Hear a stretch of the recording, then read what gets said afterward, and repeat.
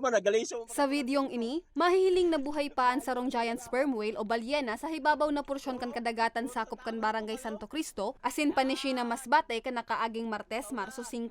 Sa impormasyon, sarong parasira ang nag-report sa otoridad dapit sa presensya kan nasambit na species sa nasambit man na kadagatan. Natulos man na pig-rescue kan personahes kan Philippine Coast Guard, BFAR, MDRRMO, Menro asin Municipal Agriculture Office, asin ipigbalik ang balyena sa irarom na porsyon kan kadagatan, aga kan parehong aldaw. Pasado alauna nin hapon kan pareho man na aldaw, liwat ining nanutaran sa hibabaw na porsyon kan dagat sakop kan Barangay Dapdap sa Banwaan nin Uson. Alagad maagahon kan Miyerkules Marso 6, nadukaya na ining mayong buhay.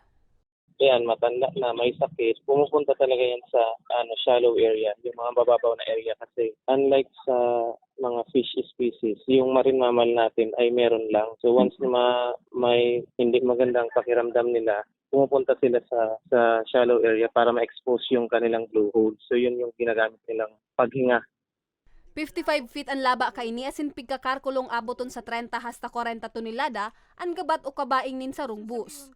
Sigun kay Neil Justin Romano, ang Chief Leasing Section kan BFAR PFO Masbate, posibleng nasa 70 anyos na ang balyena. May mga nahiling manda asindang indikasyon na may pigmamating helang ini rason kan pagpabalik-balik ka ini pasiring sa hibabaw na porsyon kan dagat.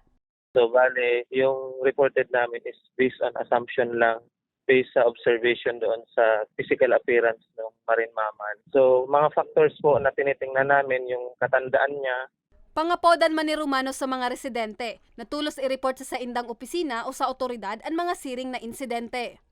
Pag nakakita kasi or na-expose sila sa maraming crowd, yun din yung nagkukos ng kanilang pagka-stress. So, once na-stress yung ganitong isda ay ganitong marine mammal, yun yung nagkukos ng stress and pagkamatay din nila kahit wala silang sakit. Ang mga siring na sperm whales species, ang pigproprotehiran kan gobyerno sa lindong kan Philippine Marine Species under Fisheries Administrative Order 208 asin Republic Act 8550. Para sa mga baratang tatak Bicol, Jennifer Pulinar.